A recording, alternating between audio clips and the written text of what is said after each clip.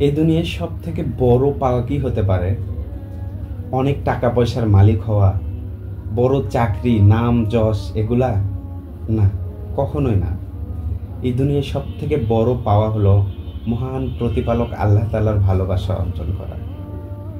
হে প্রিয় দিনী ভাই, আপনি কি জানেন যখন মহান আল্লাহ তাআলা কোনো বান্দাকে ভালোবাসে তখন কি ঘটে?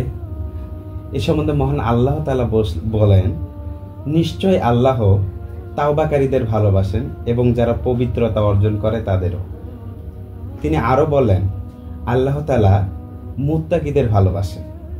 এ সম্বন্ধে রাসূল সাল্লাল্লাহু আলাইহি ওয়াসাল্লাম বলেন যে আল্লাহ যখন কোনো বান্দাকে ভালোবাসেন তখন ফেরেশতাকে ডেকে বলেন, অর্থাৎ জিবরাইল আমিনকে ডেকে বলেন যে, হে জিবরাইল, আমি অমুক বান্দাকে ভালোবাসি, অতঃপর তুমিও ভালোবাসো। এবং আসমানের সবাই তাকে ভালোবাসে। শুধু তাই না, জমিনে তার জন্য ভালোবাসা ছড়িয়ে দেওয়া হয়। হে প্রিয় দিনী ভাই, আল্লাহর ভালোবাসা এমন একটি নিয়ামত যা আপনাকে মানুষের কাছে ভালো করে তুলবে। আখিরাতে ফেরেশতারা আপনার সঙ্গ দিবে এবং জাহান্নাম থেকে মুক্তি দিয়ে জান্নাত লাভ করতে পারবে। আপনি আমি কি চাই না মহান আল্লাহ তাআলার ভালোবাসা অর্জন করতে? হ্যাঁ, তাই আজই শুরু করুন।